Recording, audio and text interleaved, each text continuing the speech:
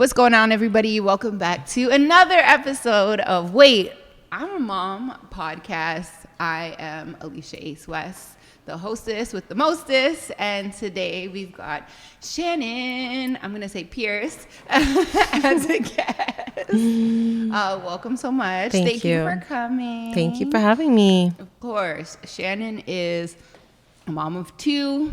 She's an amazing teacher, loves basketball. Mm-hmm.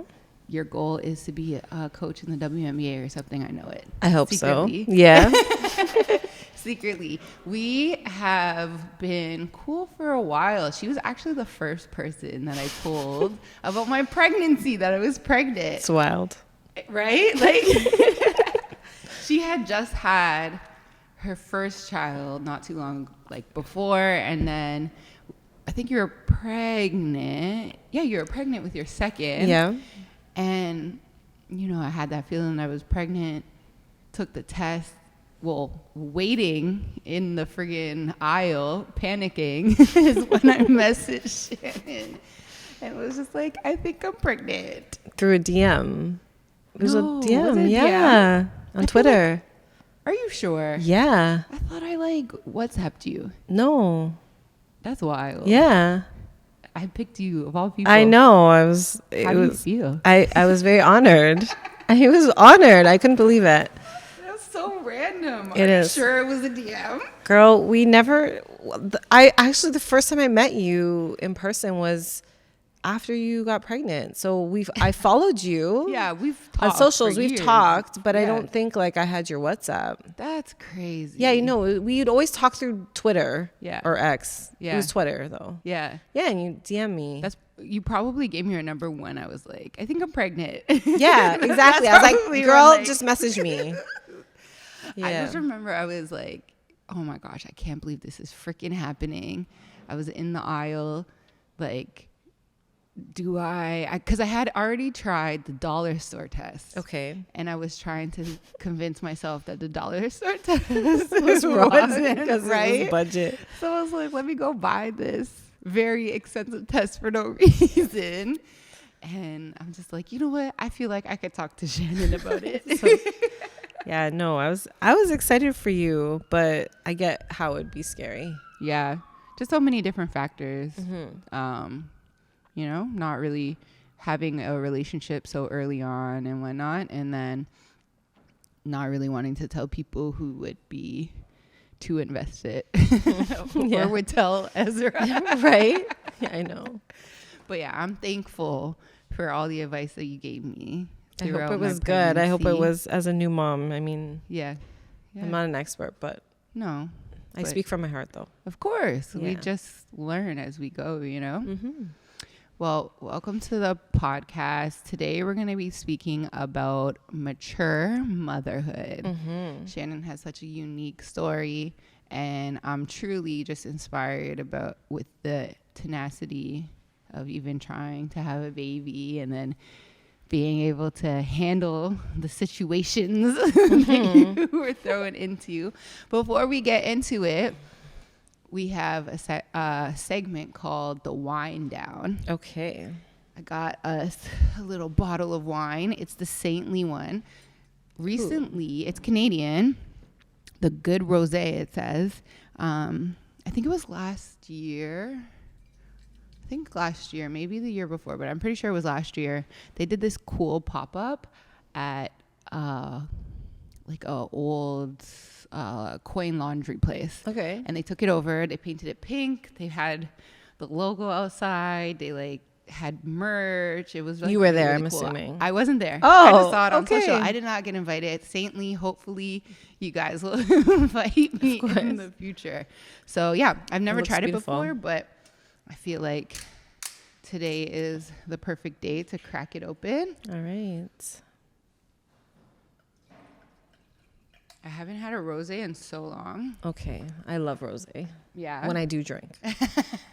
I should drink more. I'm surprised you don't. I don't know how I don't. Yeah. I'm a teacher and a mom of like 2 toddlers. Yeah, you have way too I don't know many kids, why I'm not drinking. It'd be like every single day. Once the kids go to sleep, right? Bottle cracked open. Okay, cheers. Thank you again. I'm going to keep saying thank you because I'm just so appreciative. Okay, so during... Yeah, it's not bad. Not bad. Yeah. Cute little rosé. So during the wind down, I want to discuss your week, okay? I want to know the pit and the peak. Okay. So the pit is something low that might have happened, and the peak is the highlight, the best thing that happened this week. Wow. Did you come up with this? Kind of. Okay, I love it. To be honest, so this is like the backstory. I used to do I hosted something in Barbados, like a meditation retreat, and one of the hosts was like, I do something with my child every week about a rose. So it's like, what was the thorn? Oh. What was the, like something that's bloom or the bud? So you do the thorn, the bud, and the blossom. Okay. So the thorn is something that, you know, was really hard and you need to work on. The bud is something that is in the process of happening. And then the blossom is like the peak, right? And then we did an episode on Extra Gravy with Shannon Boudrum. Okay. And you know, Shannon was my wedding photographer. Oh my God. Isn't that crazy? When she actually did photography, Yeah. I feel like she doesn't really do it I anymore. know, it's She's a crazy because superstar. her and my husband did acting together when my husband was doing it. And then I met my husband. He told me he knew a girl named Shannon who we sort of look like, not really, but he was friends with a Shannon. And then Shannon ended up, I don't know, we just chose her for our wedding photographer. Yeah. One of them. Taha was another one. Like that was her partner, photographer. Yeah, so she did her photos. Nice. It's just crazy. Anyways, that's why Full circle. First I know. You guys are both Shannon. Yeah. That's so funny. Yeah, so when she came on the episode of Extra Gravy, her daughter was there, the older one. What's her name again? Riley? Not Riley. Ryu. Yeah. Ryu, she came and she kept like running in the cameras and like just all over the place. And all of a sudden she says on the mic to Norm, what's your peak and your pit? And we're just like, what? And then Shannon explained it to us. And I was like, I love that. So they speak about it regularly. Okay. And Ryu wanted to know what Norm's peak and pit was. 3-4 years old. Just wanted to know that. Wow. So emotionally intelligent. Yeah. So the pit. Mm-hmm. It's not that deep. So like if you asked me 2 weeks ago, it's something deeper, but we'll just go with last week. Mm-hmm. Just like, so the kids were sick all the time. I just went back to work. So it's been hard because, you know, your child's sick and then you have to take time off work or your partner does. And then you know, it's hard to be at home with your child all day and then you're not feeling well. And then I'm dealing with, you know, my job, which is a teacher, middle school students. So, and then my son got sick right after we dropped her back off to school. She was off for 3 days. And then as soon as I dropped her off to school, I actually finally booked my therapy appointment, which I haven't had it since May. And I was logging in like right before I had to pick him up. And I got a call from the daycare and they're like, your son has a fever. Aww. So again, this is not that deep or horrible considering what's going on in the world. Yeah. But I was really trying to do some self-care. I like was in the car with my tea in the parking lot, logging into my virtual therapy appointment, and the daycare's like, you have to pick him up. He has a fever. So now we have to take more time off work. I had to pay my therapist the appointment fee. Like, I'm not going to be like, sorry, she has to make her money. So it just kind of threw me off because I'm going into a week of like a bit of grief. Like my mom's passing was today 4 years ago. So like I wanted to do therapy just to get my head right, because actually I've made a lot of progress with grief and the ebbs and flows of it. But yeah, so it kind of threw me off. And then I just was like, I felt like a horrible parent because I'm like, I was not gentle parenting my son because I lost my ish one night when he wouldn't go to sleep. His throat was hurting and I was just like, go to sleep. Like, I want to watch Bachelor in Paradise or like Bosch, whatever, my show. And he wouldn't sleep. And I just yelled at him to the point where like, he got so upset. And I'm like, I'm yelling at a sick toddler because I'm frustrated. So that was my pit. Like, I just felt like a really crappy parent. You're not. Thank you. And it just, you know, I just felt like I was screwing him up a bit. Like, you know, and we'll talk about that later, I'm sure. But yeah, so that was the pit. But I asked him for forgiveness. He forgave me. So oh, bless his little heart. Yeah. Yeah. So the peak, I guess, was like you asking me to do this. Looking forward to that.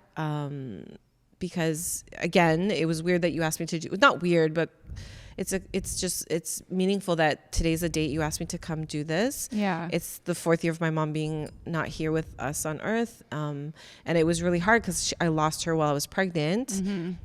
It was just so traumatic for me and just unexpected and whatever. And I had to deal with grief and postpartum at the same time during COVID. It was insane. But yeah, I was telling Cass that I really feel that I'm at a point where I'm starting to honor her more as opposed to feeling sad. Like, I thought I was going to be really sad today, but I actually feel good. So that's amazing. This is the peak. I think it's such a blessing that, you know, you were called to tell me to come here on this day. Like, you could have picked any other mom. You picked me. I feel like I'm honoring her. So yeah, I think that's just, it's beautiful. I did just launch Mature Motherhood, which I did this week. Oh my gosh, because I've been postponing it for years because I have imposter syndrome. Yeah. And this kind of pushed me to launch it on my parents' wedding anniversary, their 51st wedding anniversary. So I launched it, and now like I have to do something with it because I launched it. It's out there. Yeah. Which has been on my heart for 2 years. So that is the peak of this week. So you're a part of that. So thank you. I love that. You made the peak. Yeah. Oh my gosh. We're going to get into more of the topics that you, like the things that you threw out. Okay. Throughout our conversation. I definitely want to talk about, you know, you being pregnant and losing your mom and stuff. I'm going to share my peak and pits. My pit, I guess, for this last little week is that I've had so much to do. It's just like back to back to back, like do this, do that, thinking, and it's been kind of overwhelming. And I haven't had this much of a overwhelming moment in a little while, you know? I think since Nola was way younger and I was trying to like manage it. And sometimes when I get down to that pit, I get nervous that I'm going to like fall into like my depression more. So yeah, I was just trying to like stay focused, get the stuff done.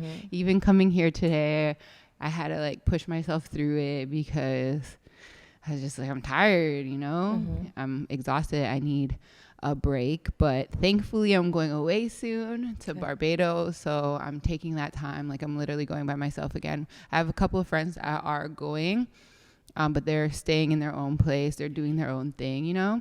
I'm gonna be around them maybe a couple of days, but I'm staying by myself. So yeah, that's the pit. Just being super exhausted, and then not being around Nola either, because the more I do in a week, the less I see her, and that is hard on me, you know. No, even leaving, I was just see her, I'm like, oh, I miss you, you know. I guess the peak was, oh yeah, and the pit was the Argos losing. Can't forget about that. But the peak was, even though I was super busy, and mainly the reason why was because I had a lot of things to do for one of the artists that I work with. And I feel as if we had a successful multiple promo days with him. I threw an event with that slow jam party for him where he came out and surprised everyone with a couple of songs. I made cute candles. I made, you know, lighters and all these things. The backdrop looked fire. So shout out to Digital Memories and K St. Kit for making that happen. And we also even got to do a piece with the Argos where Teddy Swims, that's the artist's name, he has a passion for football. He used to play when he was younger. And so he hit the field with one of the Argos, Enoch, and they did like all these little drills and stuff. Cute. And he had Teddy Swims had so much fun, and then they switched places. It was a job swap, and he brought Enoch into the booth, and Enoch tried to sing one of his songs, Lose Control. So it was so much fun. Everyone loved it. And it just reminded me of the reasons why I like marketing because of those type of events and things that I get to do. So I think that was a peak. So even though it was so stressful trying to manage everything, it was still a peak to see the end result, you know? The fruits of your labor. Yeah. It's beautiful. Yeah. So yeah, thank you for sharing your pick and your peak. You're welcome. You want to play, you want to do a little child's play? Play Sure. a game of Would You Rather. Okay. Okay. Would you rather have an uninterrupted night of sleep for a week or have all the laundry and dishes magically done for you? Sleep. For real. Like, I don't really care about the dishes. I feel like it's a fountain of youth is sleep. Like, Yeah. No, dishes, whatever. Yeah. Sleep is like... We could use paper. Currency. Yeah. Oh, my Lord. Sleep. It's crazy that even when the kids get older, you still don't get sleep. I'm sure because you're just worrying about them all the time. You figure out ways. Like, they figure out ways to still interrupt your sleep. You know what I mean? I know. It's like a lifelong commitment. Yeah. Okay, would you rather have an on-call babysitter available whenever you need one or have a never-ending supply of coffee or wine? I drink tea. So we can replace it with tea. Okay, steep tea. I mean, I don't trust a lot of babysitters, especially nowadays. Mm-hmm. If it was someone I knew and I vetted and like, maybe like my sister-in-law, but that would just be really unfair to them. But so if that was the case, sure, then I could literally do whatever I want, go get my tea, go sit in my car, drink my tea. Yeah. But I just feel like if it was just a random babysitter, heck no, they're not going to be for my kids. Okay, what if it was just that a random babysitter, but like an actual nanny? A nanny? Mm-hmm. Okay. No, if I need time, I'll just be like to my husband, I'll be like, you watch the kids, I'll go. So I'm going to take the unlimited tea. I love tea. Yeah. What's your favorite tea? So it's just like orange pekoe. I'm just basic. Orange pekoe? Like orange pekoe, red rose, but steeped. Tim Hortons. Like, listen, Tim Hortons needs to sponsor me. But Tim Hortons and my mom make like the perfect steeped tea, which is like milk and sugar. Yeah. I like brown sugar. But yeah, that's what I drink. Steeped tea. My mom drinks it religiously for my whole life. Like, I don't think she's are you ever a tea gone. drinker? I'm not. That's so crazy. Yeah. Because I feel like I got that from my mom, and my kids, like Neo and Naya, both drink tea. Like they're gonna be tea drinkers. That's so wild, isn't it? I don't drink tea. I can drink tea, you know what I mean? And depending, when I was on the radio, I drank tea a lot because my throat would always hurt. Like I start losing my voice because just the level that I would speak in. Obviously I wasn't speaking from my diaphragm or something. Like it was hurt. I would get sore throats a lot, so I drink a lot of these sick teas from Starbucks and stuff like that.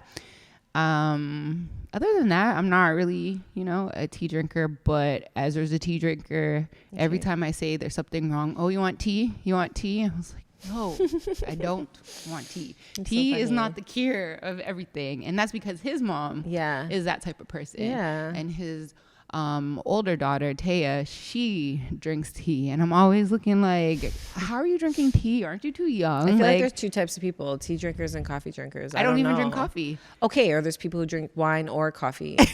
Like you drink wine. Yeah. We say that, we joked that wine was the reason why Nola exists. A lot of red wine. Cheers. Yeah.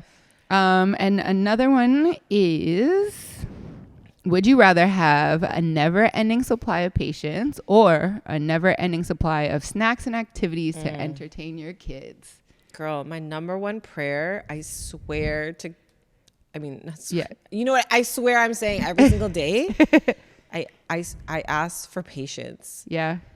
That's what I ask for. I love snacks, but I just feel like patience in all human interactions with your partner, my students, friendships, my children who just press the buttons, over. I'm always like, God, give me patience. Please give me patience. So it would definitely be patience. I just think that has to be a gift because like, where do you get that from when you run out of it? I don't know. it's like a something else, like a higher power, a miracle. Because like when I get to that point where I've lost my patience and no one's there to support me, like I don't have someone who can step in and like tap in, tap out. Yeah. Like my husband or whoever, I don't know what to do other than like just be like, God, give me patience. Yeah. Because like I'm really not trying to be in the opposite to gentle parenting right now. Yeah. Oh Lord, have mercy. It'd be patience. Like. Yeah. So I used to pray for patience all the time. Okay. That used to be my thing. And then I watched a sermon that said, if you pray for patience, God is going to give you tribulation to try to work on your patience. So I stopped praying for patience. And I just like don't care as much. It's true. So maybe you should stop. Listen, I like this. I actually never thought of it this way. Yeah. It really like it makes sense. Yeah. Because you're over here praying for patience every day and the situations keep being put in front of you to try to practice patience and you're not because you aren't like tapped into that, you know? So stop praying for patience. Okay. Try to like flip it. I can't remember what they said to, you know, flip that, but more like, I guess, pray for the ability to like understand why somebody is doing what they are, right. to like, you know what I mean? Right. I don't know, but or just not to give a crap. Yeah. Because then if you don't, you're just like, whatever. Yeah. Yeah. I'm not going to say that I'm not like perfect, but there's certain instance where I'm just like, whatever. Yeah. You know? Like with bedtime, I think once I'm like, it's okay, I'm not going to get to watch the show I want to watch right now. I just actually release that control. Because like really, how am I going to force a toddler to go to sleep? It's literally impossible. Yep. And the more I like get on him or her, they just stay up. They just act even wilder. Just like, really? And then I just let go. They're sleeping, and then I fall asleep, and then I wake up in the morning, you know, wearing my clothes and your makeup, my makeup, brush my teeth multiple times. But yeah, no, I agree. Actually, that's actually funny. You just said that. I really like that. Yeah, that was like a aha moment, like Oprah. You remember she used to do that? Yeah, the aha moment. Yes. Yeah, that's what it is. She's trying to say I'm gonna be the next. You Oprah. are. Wow. No, for real. So hopefully you'll take that. I love that. If you don't get anything from today. Okay. So I'm going to ask for snacks then. Forget the patient. Just give me snacks. That'll work. Yeah. Give the kids a plethora. All the kids, your school kids. You're upset? Too. Snacks. Yeah. Here's snack for you. Here. Most of the time, they're probably angry. Yeah. You know, to be honest. Listen, I'm telling you, snacks fix everything. Most likely. Okay, let's get into the real topic. Okay. Because you have such an interesting story. So you have been with your partner for a while now. So 10 years dating, 10 years married. Yeah. Yeah. That's a long time. It is. Yeah. That could be a whole other conversation. And like we made it through like COVID and like having to talk 2 under 2 during COVID, like through infertility for almost 8 years, like definitely might not have made it, but we made it. What do you think got you guys through that? Because I'm sure there was moments, well, I assume that you guys didn't like each other or something. Oh, yeah. Yeah.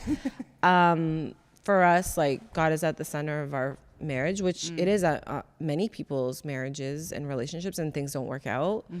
Like my parents, my mom was a godly woman and she loved God and like, you know, lived her life like that. My dad wasn't. He was just, you know, a Catholic, but didn't practice that lifestyle. But they stayed married because my mom believed in that. She didn't believe in divorce, but I don't think they should have been married. But they made it to 50 years married but unhappy. But for my husband and I, faith and just knowing that marriage is not easy. It's not. I'm not even married and I know it's not easy. Yeah. Listen, I think people lie. Like I think there's a whole stigma around marriage, you know. Like I saw my parents' relationship and it was messed up, especially after I turned 12. I think when I was from being a baby to 11, I think what I saw was beautiful. But when my mom shared some inner, like, you know, the truth of their marriage, when I got older and I asked her these questions, I was like, kind of like, wow, I would never think that. But then, you know, alcoholism, certain things with my father, stroke, so brain injury, you know, not also being on the same page. Like, I don't even know why they chose each other. Like, really and truly, I don't get why my dad chose my mom, because they have nothing in common. That's wild. Wild. But my mom was just such a beautiful soul. So maybe that's the reason why he chose her. But I just don't know why she chose him, really and truly. But I think, like, just knowing that marriage, it takes work, faith, you know, really and truly, just if we want to make it work, we're going to make it work. If we don't, we don't. Yeah. It's your choice. And nowadays, you can choose that. Yeah. It's easier to choose that now than back then. So it's a choice we make every day. But it's not easy. But we choose each other. I met him when he was young. He's younger than me. So I did not know that. It's okay. I got a younger one too. Okay. Yeah. So, you know, we grew together. That's why we dated for 10 years. We never lived together. He's a PK, so he's a pastor's kid. Yep. So, you know, being respectful of that. Plus, like, my mom was like hardcore. So we wanted to be respectful of that. But we did travel together and learn each other. We did kind of have a break within our 10 years. But, you know, he did a lot of praying, and God revealed to him that I was the woman that he was supposed to marry. I was just kind of like same, but I realized a different way. Then we got married at, you know, 10 years being together. And then the journey of us not being able to conceive was like our next journey for the next 7, 8 years, which was really tough. Yeah, so let's get into the whole infertility thing. When did you guys realize that there might actually be some type of issue, complication? What's funny, like, you spend your 20s like avoiding getting pregnant, like, you know, whatever, whether it's like celibacy or like, because we chose like the plague. Yeah, like we like, not to lie, we were like together before we were married, you know, like we did explore that. And then at a point in our relationship, we're like, no, we're gonna like wait till we're married. And we took a vow to do that. But like that whole time, like, you know, avoiding getting pregnant, being scared you're pregnant, having to tell our parents, you know, even though I did think I was going to marry him, still like, you know, traditional, you wait till you get married, whatever. But I always had issues. So like I had endometriosis, undiagnosed, but like really severely heavy periods to a point where like I couldn't move. I had fibroids, polyps. Yeah. And my mom had this stuff. My mom was always like, hey, Shan, like, I pray you don't get endometriosis, because she had difficulties getting pregnant. She had a lot of miscarriages. But she kind of just like, it was very casual. Like she always used to just pray over my womb. Like, but she never said to me, like, I'm actually worried that you might have difficulties. So it's hereditary. Yeah, and I just didn't want her. I don't think she wanted to put it out there that like this might be my journey. So she never told me to like go get my eggs tested or whatever. And I did get married later in life, like I guess according to society. I was 32, not super late. Yeah, you're not, but not early. Yeah. My husband was 28, but like he was ready to get married at like 25, but I didn't think he was ready. Yeah. Like, you know, I wanted him to be older. Plus I was really enjoying like my career, coaching, all this stuff, traveling. I think if we got married earlier, we wouldn't be together, because like we had to learn a lot about each other. Yeah. Like, so everything happens for a reason. But at the time you get married, so people are like, a year passes, why aren't you pregnant? Like, you know, the jokes start to come in. Yeah. Like, when are you going to pop out that baby? I'm waiting. Are you pregnant? Like, you look like you're pregnant. Or like make jokes to Paul, like, do you even know what you're doing? Do you want me to show you? Like really like inappropriate stuff. And Paul's just like, But the joke is like, we weren't even trying to rush. So at that point I was still like thinking, okay, when I decide to stop birth control or like timed ovulation, whatever, we'll get pregnant. Like most women, like, hey, I have friends who'd be like, I want to get pregnant. I'm planning it. Like, I want to be pregnant this time because it's perfect. But I'm like, oh yeah, like that's what I'll do for teaching, especially like, because you want to plan it around your summers, all this stuff. So I was like, yeah, I'll do that. And then I had a couple DNCs, which is like, I had to get rid of some polyps. Fibroids are like growths in your uterus that just cause a lot of bleeding. And like I had DNCs where they just like basically scrape out your uterus. Yeah. And it's just like, basically it's like a fresh start. And then I would have pain, and like I would go get ultrasounds. They're like, oh, you have like a cyst on your ovary. I'm like, what? So there's always things coming up. But again, like no doctor was ever like, you're going to have difficulties. This is what you should be doing. Like Wow. my naturopath, like, not that I ever sought out my naturopath to be like, hey, what do I need to do like for my uterus to get it ready for pregnancy? Again, you just assume you're going to be fine. And then like years are passing. Every month I'm getting a period when like really like, why am I not getting pregnant? Like, Yeah. so the first year you're just like, cool. Like we're traveling. Whatever. It's fun. We're still enjoying the freshness of marriage. Exactly. And it was great. But then I hit 35 again with like the outside chatter. Even my mom, she was always like, she's like, are you getting worried? And she was very gentle with her approach, but I wish she was a little bit more upfront and been like, Shan, I think you need to go. You need to check. Yeah. So did you even know that at that time that she was having issues? My mom? Yeah. Or she had issues? No. Like No, I actually, and the thing is like like when you're in your 20s, I feel like you're just super selfish sometimes and you don't, Okay, sorry. Was she okay? Yeah. Oh, okay. Because it just looked like, anyways. you don't, Just wanted to make sure. you don't ask your mom these questions that like you should know. So no, I didn't ask her. I just kind of knew she had my brother. It was challenging for her. She was in the hospital with the pregnancy. She had 3 miscarriages in between me, and then she had me. Again, I just didn't really even and she always used to say I was a miracle baby because like the doctors were like, you can't get pregnant. And it was very risky for her to get pregnant with me, but she truly believed she wanted to have a boy and a girl, and she ended up having me 3 years later.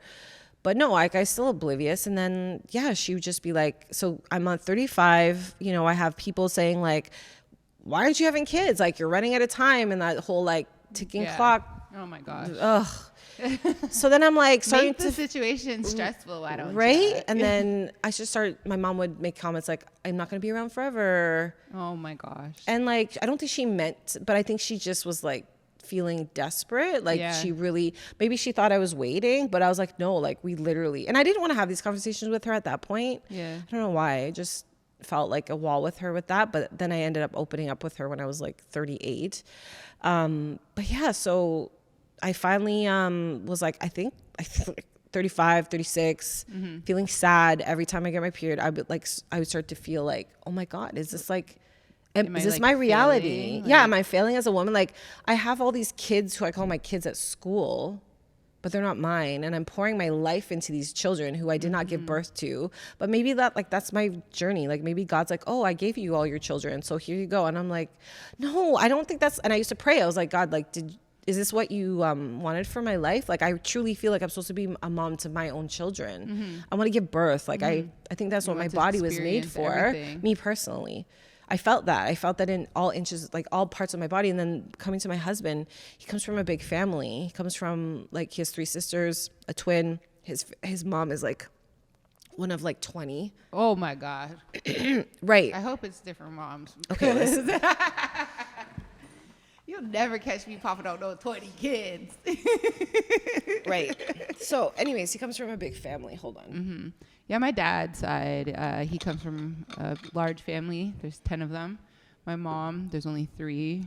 My grandmother did have another one, but she passed away when she was born, couple, like 5 hours after. So, yeah, she's on the smaller side of the family compared to my dad. But yeah, so same, like, but I knew he wanted a family. And then I started to feel, not that I felt like he was disappointed, but I think he was starting to feel like, oh my gosh, like, am I ever going to be a father?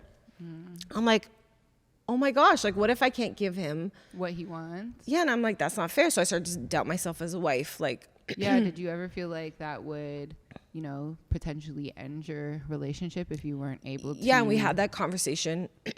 Sorry. Okay. I know that there's plenty of women who kind of feel that way. If they're not able to give a man a child, then they're not good enough. But I don't think that's true. Like, no, like he was like, no, like I think at 36, 37, I was like, babe, like we were at a low point. I was at a low point. He was at a low point for personal reasons.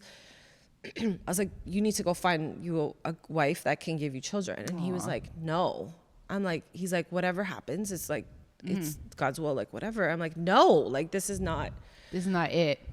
No, and the guilt I felt, and that I'm sure that affected my everything.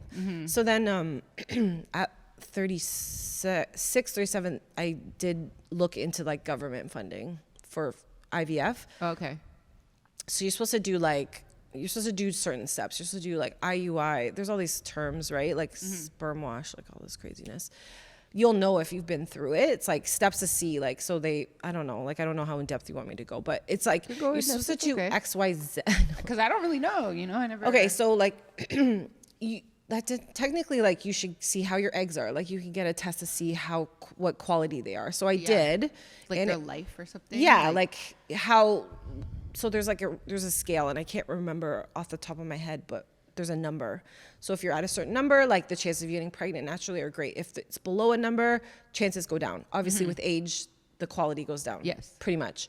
But just because you're 36, your egg quality doesn't have to be trash. But like women start to think like your eggs are rotting. Yeah. But you wish, even though your quality might not be trash, you might not have as much, right? Because like as you grow older, you lose some. Yeah. So basically it starts going down. Yeah. So there's all these things why they say being a mature mom is like, or geriatric, what they used to call. It's so rude.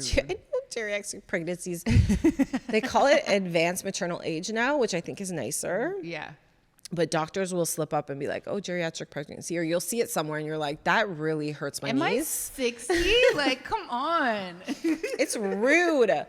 And it's 35. Yeah. You get labeled as that. So, but now they say it AMA, so advanced maternal age, but it's really geriatric. Like that's what they used to call women pregnant. So what I was saying was with Paul, so he was feeling worried. I was feeling worried. Then I went and got tested through a doctor, through a fertility clinic. They tested everything, hormones, whatever. They came up with the fact that, I have so many issues. He was fine. Yeah. And he had to go through stuff. I was gonna say, did he have to get He had tested to, and it was uncomfortable for him. Yeah. But he was always like, I'm fine. Like he was like, I'm good. And that kind of also made me feel. Yeah.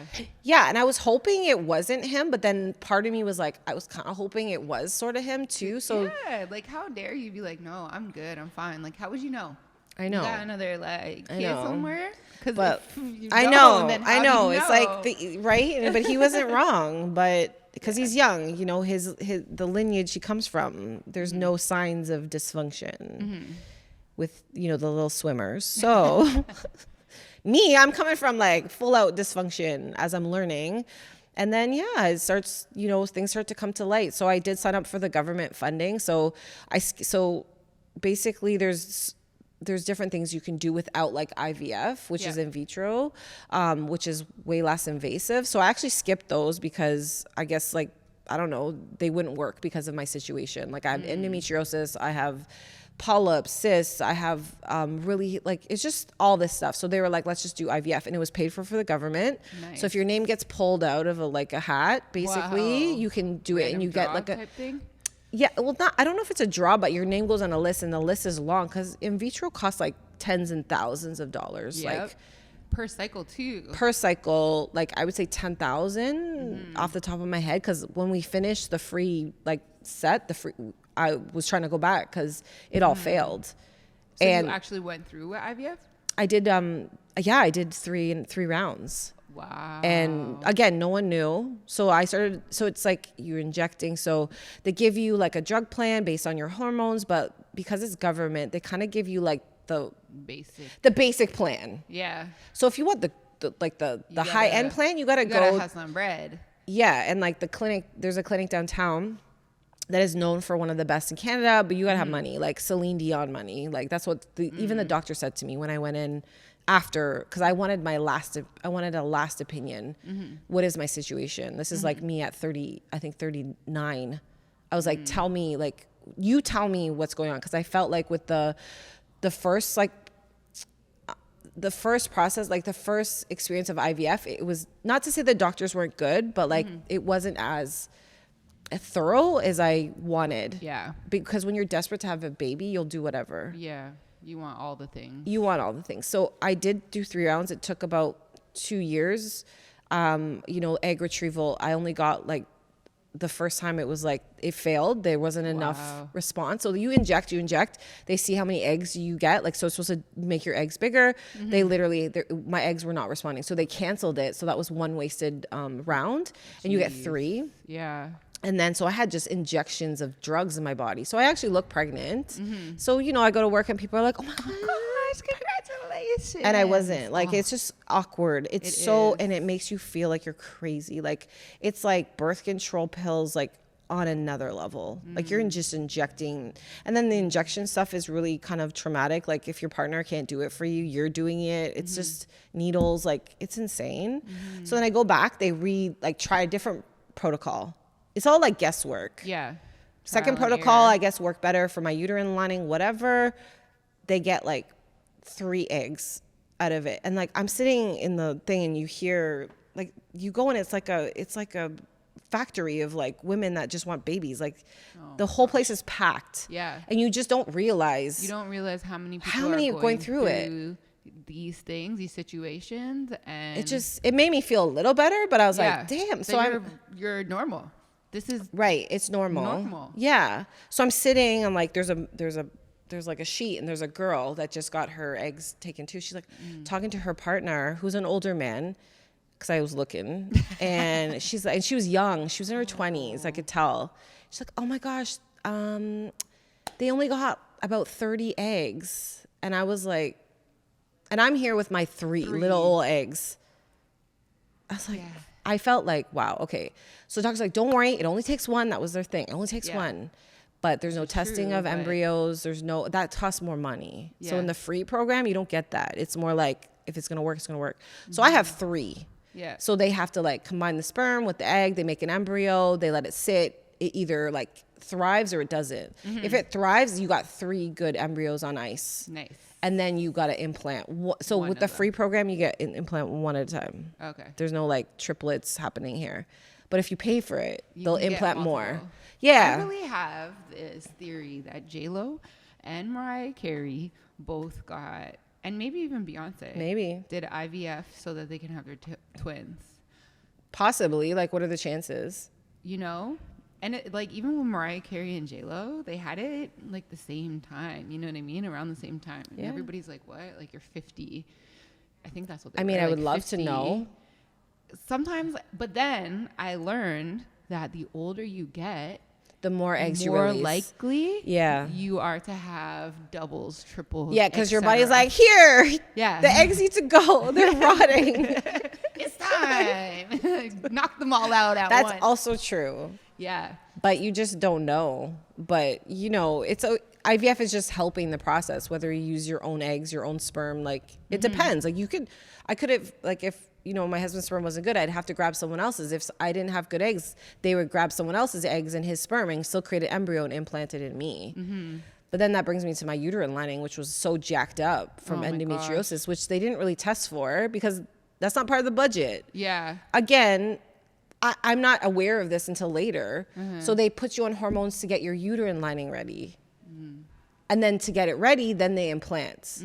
So the first time they implanted, my uterine lining just basically like gobbled up the embryo and like it couldn't survive it because it's crazy in there, you know? So first one failed. Feels horrible. It's not like a miscarriage, but when you do get implanted, technically you are pregnant. Yeah.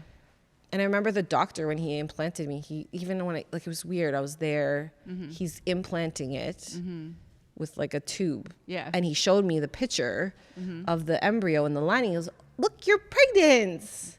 Like, and I just wish he didn't say that because now you're thinking in your head. I was like so hopeful. You're like, yes, it's happening finally. Like, just to be eventually let down. Yeah. So a week later, you do a blood test. They see if it like, you know, survived or didn't. Even if you haven't miscarried it out or like had your period, you can still tell if it's viable. So you'll get a call. Yeah. And after you do the blood test, and you're just like, either they say, sorry, it didn't work out. It didn't work, or yes, you are. Come in and through. And you're like, so every call I get is like, sorry.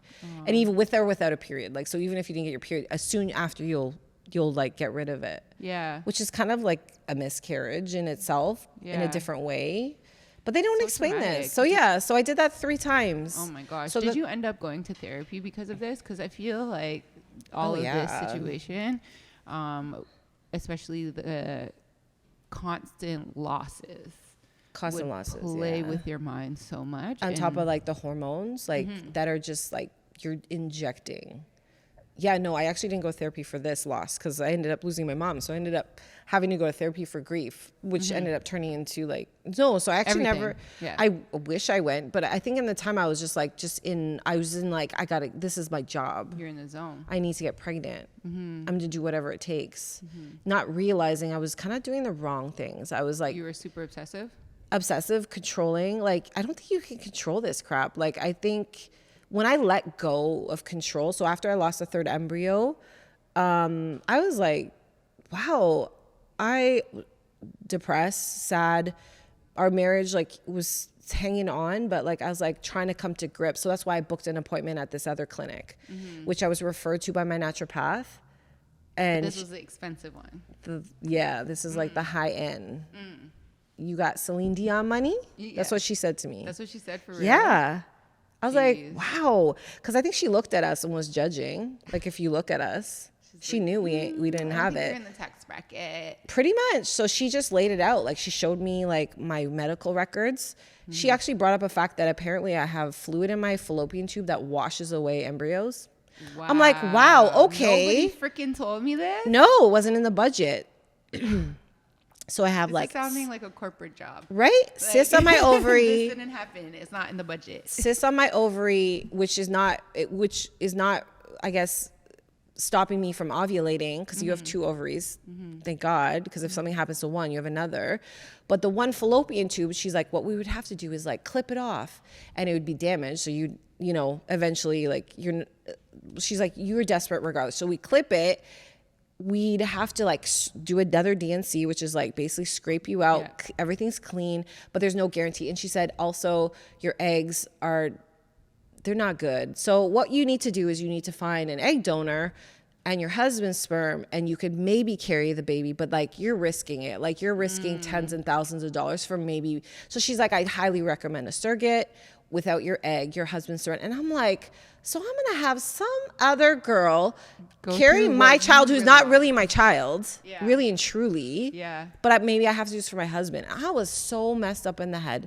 I was like, so I'm sitting there and she's saying this, and I just feel I'm like about to cry. And my husband puts his hand on my leg and he starts smiling. I'm like, what is wrong with this dude? Is this how he's like deflecting? And the doctor's like, sir, are you okay?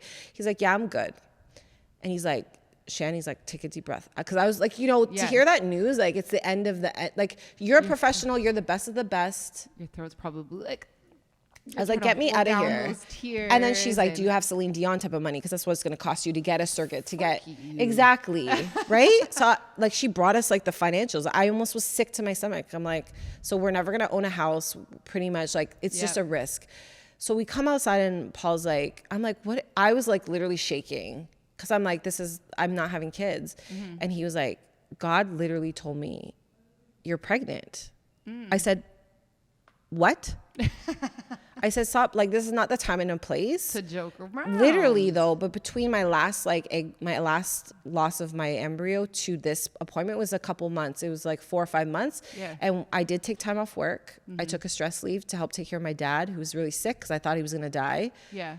It took a lot for me to take time off work, but then I also started to go getting therapy. I actually wasn't getting therapy, but I was doing naturopath to fix my body, like from all the drugs. Yeah. And I was on like a healing journey of like, whatever happens, happens. But that's why I did book this appointment, because I wanted someone just to tell me like, it's over. Yeah. Or it's not. Yeah. But I heard it was over. But I was actually like, did a lot of things to heal myself and to let go, sort of, because I did book that appointment. Yeah. But he was like, you're pregnant. I said, okay, we had breakfast. I'm still like distraught. I don't get my period. I'm like, okay, I don't believe this. Yeah. Weeks pass. I'm like, I'm not taking a pregnancy test. Like, I can't do it. No, like there's no way. Yeah. This is natural, by the way. Like, this is us just trying to like be intimate again and like try to get that romance. Because when you're trying to get pregnant, there's literally no romance. It's like a job. especially before you try IVF and you're doing ovulation timing. And then it's IVF, you literally aren't, because like your body's just jacked up and you're just injecting. That's like the most romantic thing. And you're just not in the mood for anything. Yeah. But yeah, so I did it. Finally go see my doctor 3 weeks after my period has not come. I thought it was stress.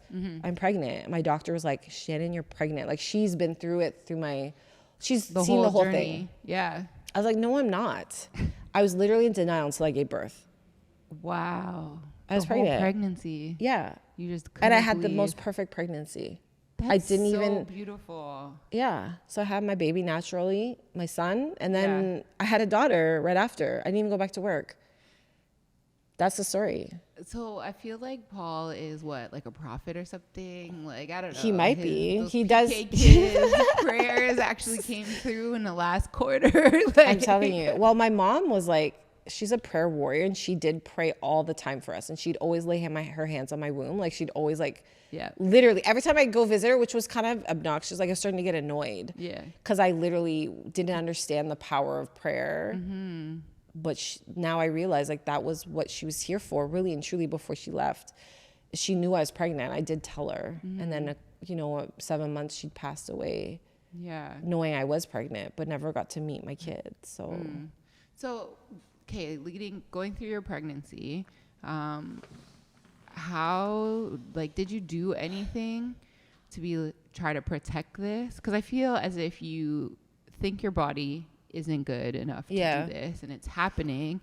Were you super obsessive? Like, oh my gosh, I can't eat this. I can't do that. Like super strict and whatnot? No. You were just like, at that point, I was like, yo, this is a miracle. Yeah. Like, I know all children are miracles, really and truly, but like that, if I don't trust that everything will be fine at this point, like what am I doing? Doctors told me no. I had failed IVFs, like 3. I had the best doctor apparently, IVF doctor, fertility doctor, telling me like, you're like pretty much there's nothing you can do. So I was just like, I just went out. I just, took my prenatals. I did my naturopath appointments. I rested. I listened to my body. I did take time off work, which I really, really recommend if you have like let's just say high risk pregnancy. Especially now, because when you put in your health issues, but then your age. Right. And that can mess you up. Like maybe there's nothing wrong, but like if you're going to go to a job that's high stress, like I'm not trying to do that. Okay. So I did do something to protect it. I did stay off work. I did go back to work when I was 6 months, just so, mat leave pay, like whatever. Yeah. And because I'm a teacher, I went back September and I knew I was going to be off in January. I thought I could handle that, and my mom ended up passing in November. So I ended up leaving early. But you have to listen to your body. I think that's it. Like if you can do all of it, like I was coaching, I was working out, I literally would forget I'm pregnant. Like I had a belly and I was doing the most because I literally had no symptoms. It was like beautiful. It was. I'm like, I kissed my son. I'm like, you were the best pregnancy, and I was off and I traveled with my mom. I took her on her first trip with just me and her, and like it all makes sense now that I did this because I was about to lose her. Yeah. Like it just kind of crazy, Which is so insane because it's kind of like, it's like maybe she was hanging on just to be able to know that you like got pregnant. And and she was a part of that. So I say the biggest thing, listen to your body. Work is work, but like it's not worth it to risk, especially if it's something that you really want, and you've worked so hard, obviously. Yeah.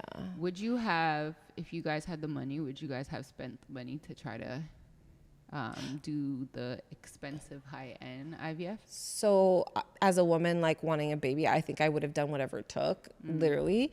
My husband was like, no. So we had a conversation after. He's like, I don't believe like this is what was meant for us.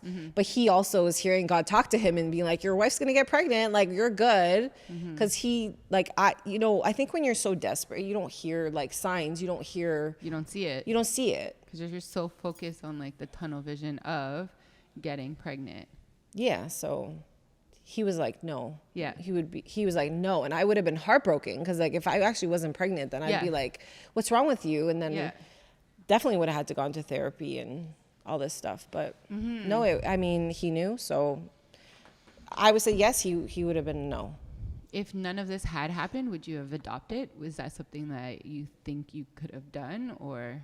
I mean, I feel like the kids at my school, like I still talk to them and they're in their 20s. Yeah. I feel like, yeah, probably. We love kids. Like we do work with kids. I think there would have been a mourning period.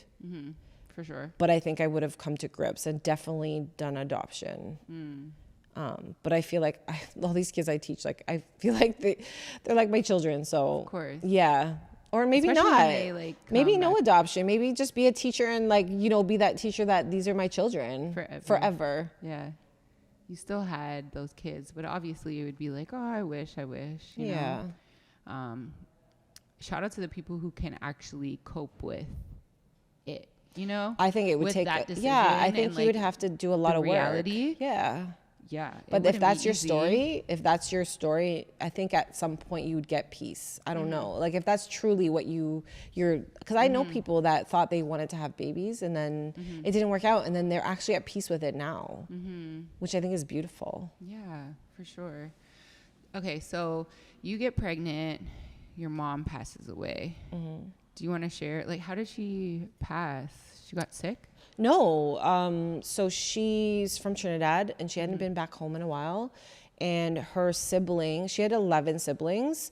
So she does come from a big family, but a lot of them had passed away. So yeah, she wanted to go back and see her brother who was not doing well. And she had 2 other siblings that are still alive. She was in the middle of that pack. Yeah. So she has dealt with some health issues. Like she survived breast cancer twice. She had diabetes, but was managing it. She did have a heart attack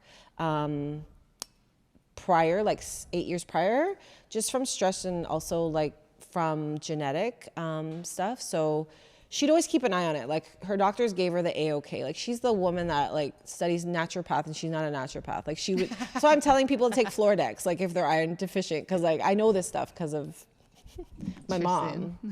She was like the queen of natural things, like being healthy. And she believed like, you know, your mind is a huge, you know, asset to your health. Even your gut. Everything. You know? Yeah. She just knew everything. So yeah, so after her being like my prayer warrior and like, you're going to get pregnant. She always said, you're going to get pregnant, you're going to get pregnant. And I started to not believe her and I started to push her away actually. Aww. But then I came back to her, like that's why I took her on a trip to kind of like repair our relationship. I love my mom. Where did you guys go? So I took her to Cuba. Oh, nice. Yeah, it was sweet. We did fight a lot because I didn't know her. Like she actually didn't know me because I did move out when I was 19. But I always loved my mom. But I pushed her away a lot. But this was the time I kind of brought her back to me because I was becoming a mom. Yeah. She was so happy. I told her on Mother's Day. So she was like, Shan, do you mind if I go back home? Like, she usually goes for 3 months. Yeah. I'm like, I would love that for you because you get to see your siblings. She loves being back home, even though she's a Canadian. I guess she's lived here longer. But she married my dad, who's like, you know, a white boy from Toronto. Does not make sense. But wait, here I am. Would she have married him for the visa? No. Okay. I think she married him because like she was taught like a white man would give you the best life. Oh, wow. And he was handsome and he had a good job. Yeah. And yeah. But like there's red flags like, woo. She just didn't. Yeah. She just tried to work it out, but whatever. Aww. God bless her. My brother and I are here. Yay. And we're like weird mix, like Irish Trini, like so odd. But beautiful. So yeah, so she was like, can I go? I'm like, yeah. She's like, I'll be back before the baby comes. Baby's due in January. She leaves October. She's planning to be there from October, November, December. She was going to come back for Christmas because she was like, she'd do everything for Christmas. Like that was our thing. Yeah. And she'd be back for the baby shower. Aww. So yeah, so she went having the time of her life. So she's been there for a month. I'm like sending her photos. I wanted to wait to do a maternity photo with her when my belly was bigger. So I actually took no photos with her on my belly, which I like kind of regret. Well, yeah, like so many times I was over at the house and I just didn't take enough video of her. I didn't take enough photos. Like we took selfies, but like, yeah, I just thought she was gonna be around forever. Like literally her spirit was so young. Cause how old was she? She was 70. Okay. But not like, if you saw her, she looked like she was in her 50s. But yeah, with some health issues, but like managing. So yeah, she goes, and then November, I get a call like November 10th from her, and I haven't heard from her in a couple of days, which is weird. She's like, Shannon, I'm in the hospital. I'm like, what do you mean? Like, she's like, I've been in here for 4 days, but I didn't want to call you to upset you and stress you out. Yeah, and like my heart just like dropped. And she's giving me details. She's like, yeah, don't worry. Like, I'm being taken care of. Like, family's here, whatever. She's like, don't worry. She's like, so she calls me back on November 11th. I'm like, Raymond's coming. Paul's coming to come get you. Like, we need to bring you home. Because, like, obviously healthcare in Trinidad is not on the same level. Yeah. So she said she had a heart attack. She didn't even tell her cousin who she was staying with. She didn't want to like bother her. So wow. She waited like 24 hours. This is her second heart attack. So like she knows better. Yeah. She thinks, she's like, I'm back home. I'm with my people. Like, I can't. This is okay. But they go to like a public hospital. Yeah. Not a private hospital. Mm-hmm. It's like completely different care. Yeah. You know, for a heart attack, you have to do an angiogram right away. Like certain tests, like you have to do. Yeah. Because there's a blockage. Yeah. They didn't do it. So she's waiting. She's like, don't worry, Shan. Don't worry, Shan. Like, and I'm like, telling Paul to talk to my mom. I'm hysterical. Like, I'm freaking losing it. Because I'm like, I could feel like something's going to happen. And she's like, God would never take me away from you right before you're about to have a baby, before I'm going to be a grandmother. Oh my gosh, I'm going to cry. Okay. It's okay. I was like, okay. I was like, yeah, you're right. Like, with God, like, you know, I was like, so yeah, I went to school the next day, like crazy. I went to school, teaching. I'm like standing at the board, and I see, like, I have my phone because like my cousin was there with her. Yeah. I was just waiting on an update, and like I see his number. So I just pick it up. Like, it's right before announcements. Yeah. He's like, I need you to sit down. And as soon as he said that, I like collapsed. I was like, I don't even know what happened. My students like came. I was like 7 months pregnant. So yeah, so that's the story. So anyway, she passed away like that night, like at 3 a.m. She had another heart attack and died. So yeah, we had the whole ordeal of like bringing her home. That took a month. I had to plan her funeral because my brother like was her best friend and lived with her his whole life, and my dad was just like freaking mess. So I planned her funeral. I planned everything. You had to do all of this while 7 months pregnant, as if like you don't have enough stress of just being pregnant at an older age. Yes, and all the risks with that. All the like health problems. You have to plan a freaking funeral for your parent. Yeah, and like fight with insurance. Like, it was awful. Yeah, and even trying to get her back. Like, I can't even they were literally the whole, you know? It's actually really bad, like what people do to take advantage of people when someone passes away. Oh yeah, they try to like up the stakes. And my husband had to step in like for us, like because we were like a mess. So so she came back in December. We had the funeral, and then I had Neo. And again, like I was actually told like they told me, because I was an older mom, they were saying like there's something wrong with his head size. My whole pregnancy, they were trying to tell me there's something wrong with his head, but we have to wait. Head? Big old head? No, too small. Oh, too small. So I'm imagining giving birth to this kid with a little peanut head. You have a little peanut head and like. But I was like, what does that mean? Was he measuring big? His like body or something? No, they just thought his head was small, and I'm like, brethren, like, can you tell me why? I was always like to the doctor, like, can you explain to me what does that mean? Like, if he has a small head and I have him, like, is he gonna be like, what does that mean? They're like, oh, it's just something that happens. Like, they were never telling me, so I'm googling stuff. So and I had that's the worst thing to do, googling, and you find out like so I am brain cancer already. I am stressed thinking I have a child, and we actually did no genetic testing. We actually opted out. Yeah, because I'm like, I'm not aborting this child, actually, because listen, God gave me this child. He or she will be perfect. Yep. Whatever happens, like there's no way. So no genetic testing, nothing. So that's why I was kind of like, Jesus, God, what is happening? Like you're every really day, trying to test me. Over and over, like after I thought I actually never pass that test because I literally lost all faith. It was my husband that like, but so I was on top of that. Like I was actually scared to give birth because I was like, I don't know what's like, I don't know what, because it could change your whole life. Absolutely. And they didn't even explain to me, if your child has a small head, this is what it means for you. Like they was all like, oh, his head is measuring small. I'm like, okay. Every time I go in for an ultrasound. And also I had to go to Sunnybrook. I couldn't get like I couldn't have Like, a midwife. No. Which I wanted. I thought that was so beautiful. A doula. But just I couldn't because have of like that. your like health issues. Well, age, that and I then, had to give birth at Sunnybrook because of I was high risk. Yeah. You know, and that's what comes along with unfortunate. mature pregnancies or advanced, right? So it is what it is. But yeah, that's the story. That's what happened. And postpartum mixed with grief is so wild. I don't even understand it. Imagine, you know, like I've gone through a lot of stuff postpartum. Yeah. And it's so trivial compared to what you had to go let's through not compare, to even but I think get there. I mean, everybody's journey is, but I'm just thinking like if I had to go through what you had to go through from the start to like the end of your pregnancy, that's a lot. Yeah. How would I have, you know, made it? Would I have made it? That's some things that I would think about personally. And you were just able to do it. Do it so much that you got pregnant that same year, wasn't it? Right. Yeah. Well, Neil was one. Yeah. Yeah. So almost. Yeah. They're not Irish twins. So like just No, after. Okay. Yeah. So I got pregnant when he was like, I think like 13, 14 months. Yeah. And you just never thought that was going to happen either. No. Look at God. I know. Your mom was up there like, knock, knock, knock. Excuse me, God. I came here directly to tell you to give that woman another and a girl baby. And a girl. So you can have the perfect little, like, you know, set. I'm telling you. When you found out you were pregnant with the second one, what were those emotions like?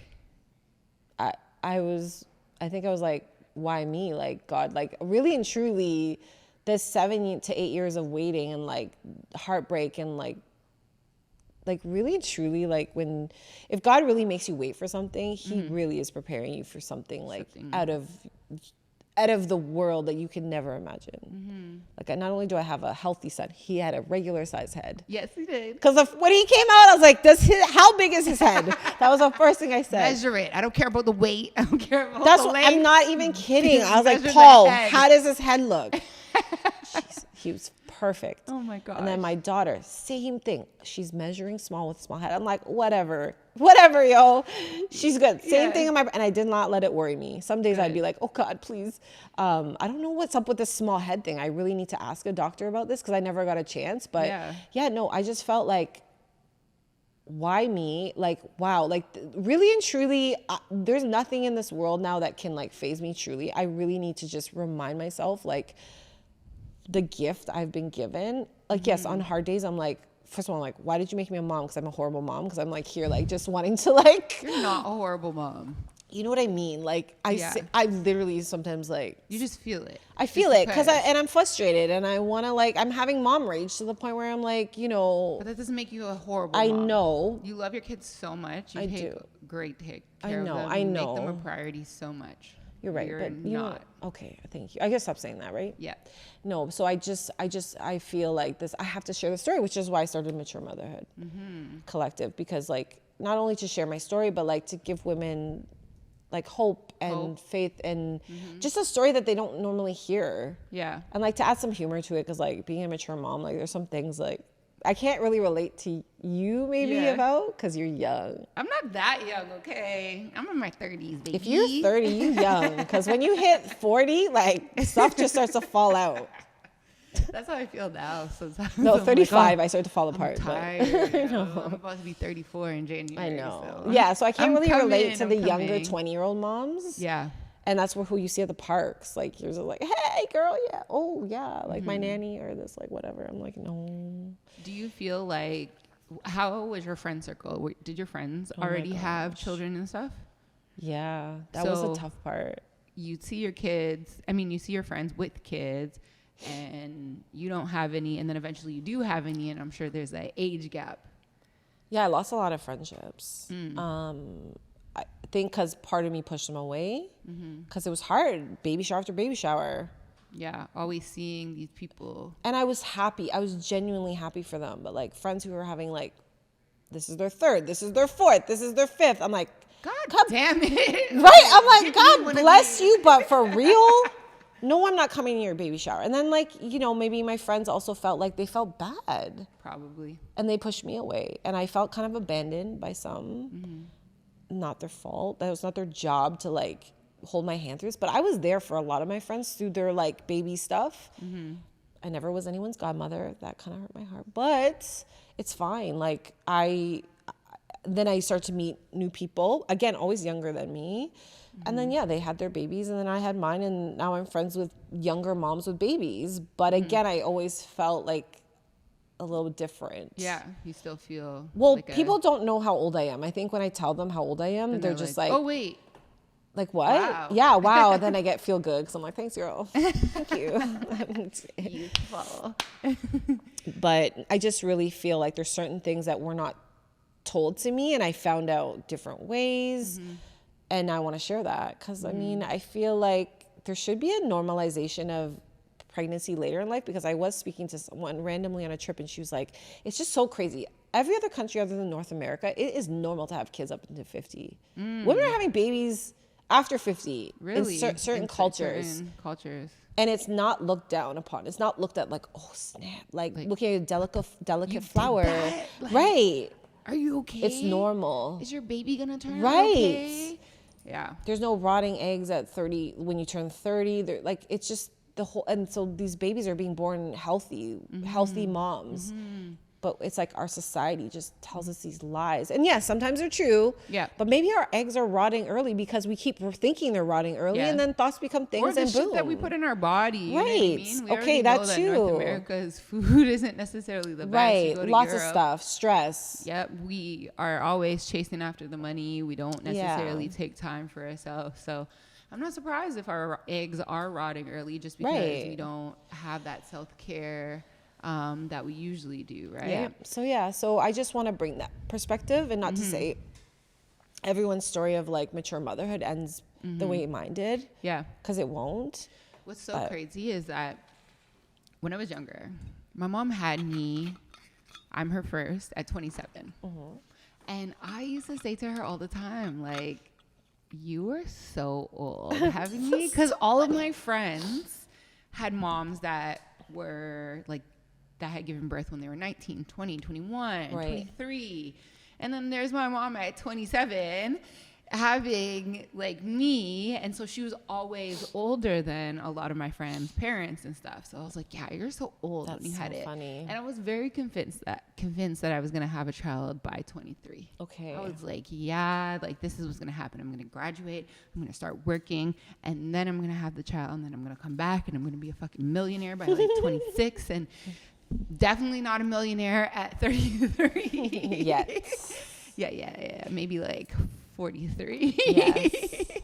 Hopefully before that, if it's going to happen.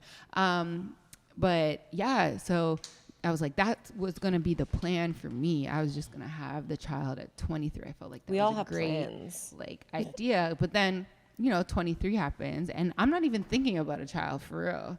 And I keep going, and then I'm 27, the age that my mom had me at. And I was like, joke's on you. Like, I had no plans on having a child. I was never in a situation that made me feel like it. I was chasing after my career. I've very much been into my career. So I don't even know. 27, I was living in Detroit. So it was like, oh, if I do have a child, then I'm gonna have it in the States, and only get 6 weeks maternity leave. I don't know how I gotta go back to Canada. I do not know how they do that. For real. And so the age just kept getting older. I did have Nola when I was 32, way older than my mom, but I do think that the time that I had Nola was the perfect time, because if I had her any earlier, or obviously wouldn't be her, but like had a baby any earlier, I would not have been mentally, financially, like capable of taking care of a child. And mentally, the pregnancy definitely messed me up. Yeah. In the postpartum, but at least I had the tools to be able to get through it. Yeah. And shout out to being like financially good. So like that was never really a big worry for me, even going on mat leave and then extending my time and stuff. And I'm just so grateful. And so I hear a lot of younger women who are pushing 30 and they're like, oh my gosh, I need to have kids. I don't have this, that.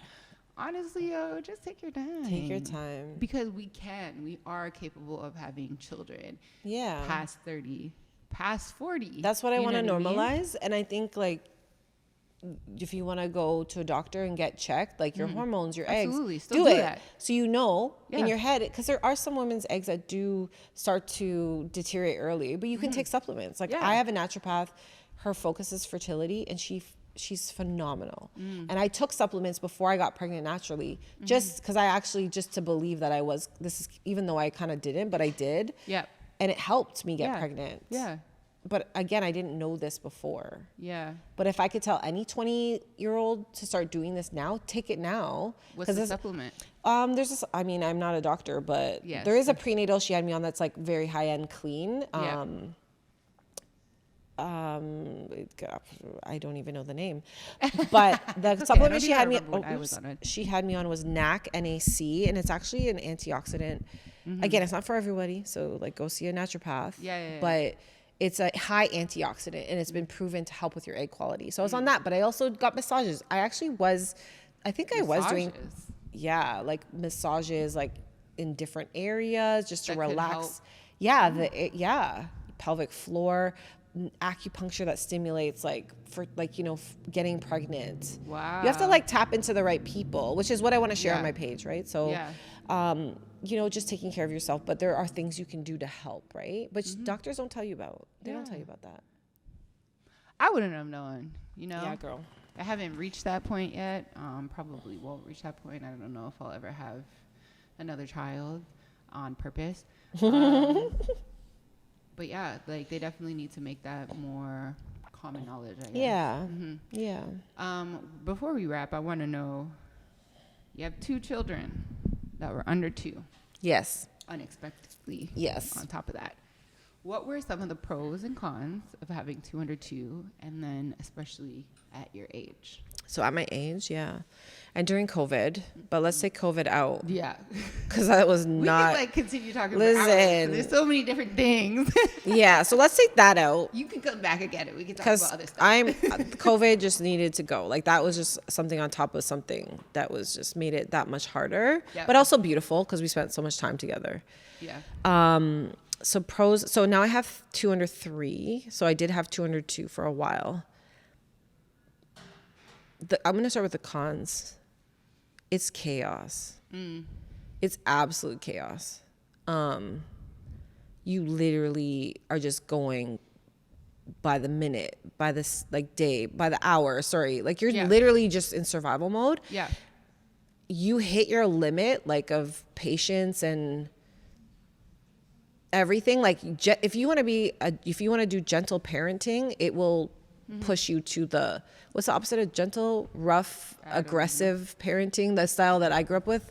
I grew up with Caribbean, like I grew up with gentle-ish parenting and I appreciated it, but there's some trauma I do have to stop with that, like some cycles, yelling for instance, but no, the cons are it's just chaos. Like your house is going to be a mess. You're you're going to be sleep deprived. You're going to, basically just do life as it goes and then deal with toddler emotions. Oh yeah. Well, I just wish someone told me about toddlers. Oh my God, they're just they're psychotic, but they're also the most loving, beautiful humans on this planet. But they literally bring out all the I don't even explain it.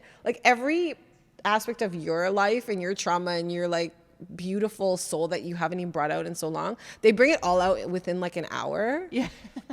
And then you have to be able to pivot. It's just so absolute chaos. It's exhausting. I would say it could destroy a marriage or a partnership. If you do not have a strong foundation and you're raising 2 toddlers or 3 or whatever, it could break you. Literally, if you don't have certain conversations about how to parent. My husband and I, we're very similar, but we're different. We're both Christian, but he grew up as a PK. I grew up as a Christian Pentecostal, but we have very different views on how to parent. Yeah, because he grew up way different than I did. I grew up in Aurora in the suburbs. He grew up in, the hood, Yeah. like different, Yeah. you know? So we didn't have these conversations because we're like, oh, we're both Christian. Like, we're good. But like our parenting styles are so different. So cons are 2 under 2 is that like it could ruin you. Yeah. You have to It really fight. literally, you have to work through so much. So yeah, you're just, but then the positive thing, there is light at the end of the tunnel. Things get easier, but not easy. Yeah. They change. They change. The problem you once had is not a problem anymore, but there's another problem in replacement. Yeah, like getting them on the same sleep schedule. Like if you don't believe in sleep training, which I kind of did, but then I didn't because it didn't feel right with my soul. Like something was off. Do it if you want to, I didn't sleep train. She goes to bed whenever she wants to. So when you have two, yeah, so I love that. But if you have two, it's like, it's when you get one down, the other one will wake the other one up, and then you're like getting mad at that one because like a hot mess. Hot. So you have to have support, like people, a village, your support system, like your partner being there to like tag in, tag out. Like you got this, like I'm leaving because I'm about to like. I need a minute. A minute or 2. Or 5. Or hours. Yeah, in my car. So pros are, you have 2 beautiful kids that will eventually play together. So when she was like a newborn, it was so sweet. He did have some issues with it. Like he was self-harming. He was like, yeah, he was jealous.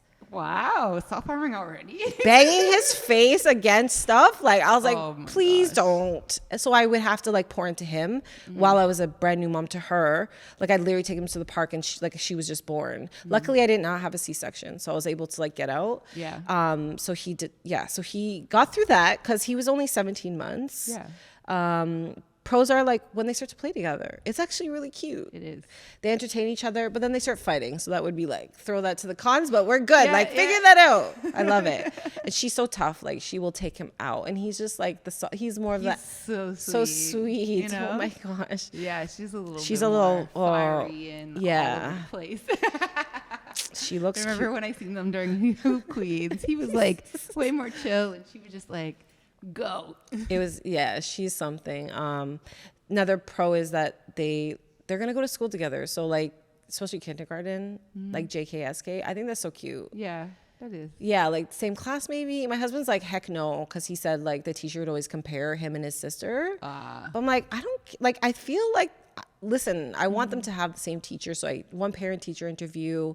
What if I don't like the other teacher? And like, you know, I'll be annoyed. But I think it's beautiful. They'll always be there for each other at the school. I think that's beautiful. Except the year that like, you know. Oh, like grade 1? Yeah, I know. If they go to a different middle school and like. I know, that's true. Why'd you got to bring that up? Why you bring that up? Grade 8 and grade 9. Yeah, you're right. Grade 12. Okay. Well, at least there's only like 4. Yeah. Depending on like what school they go to, you know, unless you get them in a school from junior kindergarten to grade 12. Hilarious. Yeah. No, it won't happen. Like sucks. Yeah, no, and they'll have some space, but like I just love like the fact that they have each other's backs. They're best friends. I pray that they look like they're best friends now. I'm praying it will continue that way. There might be a little hiccups in the future, but it's okay. Yeah, they'll work through it, you know. Yeah, and then the last thing is like you're just on a roll. Like going through raising a toddler is insane, and I feel like if I had 3 years of a break and then I had another one, to go through all of that after Again, and forgetting. But I heard like I know raising like adolescents, young people is hard, but I'm used to that because of what I do. But I just like newborn, like you're just on a roll. Like you're consistently tired. You're consistently a hot mess. Yeah, like, so you don't have to like your body. I just don't feel like I got my body back. Like it's no snapback happened. Yeah, of course. I'm just here. I'm just like, you know. This is it now. I like that. That's I didn't. okay. Yeah. So I felt like it was just like a nice rollover. It was like, ooh. That's good. I would never. You said that to me. You said that. Never. She's almost 2, and so you know it's not happening now. It's definitely not. But if you have one and she's 3, I think that's perfect too. I don't. Because she could help you. She'd like bring the diapers. She could, you know. No, and Nola is so mature. It's so freaking I know you wild. said that. Like she really is not her age, considering she's not 2 yet, and the things that she does is very much like now. I feel like she's smarter than her cousin who part-time lives with us, and he is 2 in a couple months. He turned 2 in August, so I think they're 6 months apart, and I really believe that she's smarter than him, and he's still a smart kid. Yeah, you know? it's because what you've surrounded her with, and like Yeah, unintentionally. Because I remember you did ask me like, what are some things that I can Maybe she's gifted, but like regardless, you don't want to label her, because when you label kids, like, you know. Yeah. But that's all you and I like just your want to make sure environment. that I can continue to step up as she grows. You know. Yeah, what I you mean? will. And be able to like help her. Well, you created her at where she is now, so excel. I did, and which so wild. Like my cousin had a baby 5 days, 6 days before me, and when they're together, she was just like, my cousin. She'll be like, "Yo, Zai doesn't say one word." And I'm like, oh, so this was in the summertime. She was really worried. I'm like, okay, he still has time. Like, they're not 18 months yet. And we just seen them the other week at our grandmother's funeral. And she was like, I'm sorry. He's saying, it's okay. He's saying like a handful of words. Yeah. And then you see Nola, and she's just like, blah, blah, blah. yeah. Yeah. And so she had started to go through like speech therapy. Or whatever, speech therapy, I guess, with the child. And she was like, I think it's just on me because I don't really talk to him. You know? I think kids just develop at different times. But yeah, I said that. I'm like, I don't think it's that serious. I don't think it's something that you really need to worry about. But she's like, the doctor actually told her, like, yo, you need to start talking to him. Or like, that, explain what this is. Like, this is a plant. Like, narrate your day to them. And I think that's why Nola is a little advanced, is because from the second that she popped out, as I was like, yo, you literally popped her out and was like, hey, what's up, girl? You know, and you continue to talk through everything. Like, we just go on. I'd be like, yeah, this is what we're doing, and da-da-da-da-da, and I'd explain shit, and I'd read scripts around her, and she's watching. So I'm thankful that I did that, because it's really dope to see this little kid who's like not even 2 and understands you to do shit. So yeah, that's awesome. Thank you so much for coming. I really appreciate it. Like, you have such a crazy story, and I'm grateful for you to even share that. You've been through so much these last couple of years, and you are still positive, and you still, you know, thrive through it all. Thank you. And because of that, I want to be able to give you your flowers. Oh. And so we literally have some flowers for you. I love it. Thank you so much. They're so beautiful. I love flowers. Being you. You know, you're doing great by them, and I know that they're going to be best friends. And they're just the most adorable babies. But I'm honestly so proud and so grateful for you. Thank you so much. Because you've been there for me from the beginning, and I know you will continue to. So I love you. I love you too. Aww. All right, guys, that's a wrap. Tell them where to follow you on your new platform. Yeah, sorry. You have to promote it. Oh, no, it's okay. You can cough. Oh my gosh. To follow my new journey is Instagram at Mature Motherhood Collective. Or is it Co? Damn. I don't know. You have to pull that up. You probably pull it up quicker than me. Geez, sorry. I just started it. Yeah, that's where you find me. I'm hoping to do, like, I actually want to do, it's actually at Mature Motherhood Co. Yeah. But it stands for Mature Motherhood Collective. Yeah, and I want to do lots of things. I actually want to start a podcast eventually. So it's so nice to see this. It's what you do. And just lots of stuff, you know, just to help share my story and help other women on this journey that is crazy, but very worth it, but hard. Yes. Yeah. So thank you so much. I love to have you back again, because we could talk about so much stuff. Oh my gosh, so much stuff. Teacher, and I actually looked up gentle parenting because I had to research, because you asked that question. I was like, let me be ready. And I was like, I've heard of this, but yeah, it's okay. But next time, I want to talk about that, because it's so interesting, that whole like concept of it. I love it, but it's also different, a little problematic in some areas, but I love it. Yeah. But we'll talk later about that. Okay. Thank you again, and thank you all for continuing to support. This is another episode of Wait, I'm a Mom. I'm Alicia Ace West. Make sure you follow us on our socials at Wait, I'm a Mom podcast. And of course, if you want to see the visuals, you hit up the YouTube, you like, you subscribe, you drop some comments, and then on all podcast platforms, the more you rate, the more you comment, the higher I get bumped up. And yeah, share with a friend, and tell a friend, tell a friend. And that's a wrap. Peace.